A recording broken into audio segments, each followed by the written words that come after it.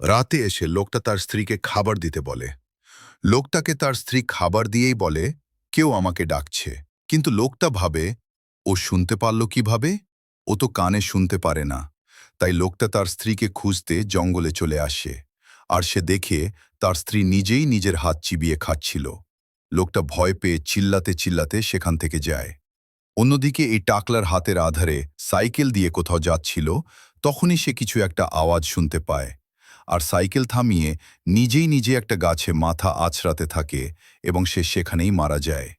এরপর এই নাপিত একজনের দাড়ি কামিয়ে দিচ্ছিল, কিন্তু ওর ব্লেড কোথাও হারিয়ে যায়। তখনই ও দেখে একটা মেয়ে ওই ব্লেড দিয়ে নিজেই নিজের কান কেটে খাচ্ছিল। পরের দিন সকালে গ্রামের সবাই রাজার কাছে যায় আর গ্রামে কি চলছে সবটাই খুলে বলে। তাই রাজাও বললেন, তোরা পরের দিন এক জায়গায় বুলিয়ে নিও, তারপর এই বিদ্বেষীরা গিয়ে বললে। তাই রাজা তার বৃদ্ধ দাদিকে গিয়ে বললে, ওর দাদি সিন্ধুকে থাকা একটা চকচকে জিনিস বের করতে বলে। নেক্সটটা দেখার জন্য চ্যানেলটি সাবস্ক্রাইব করে রাখ।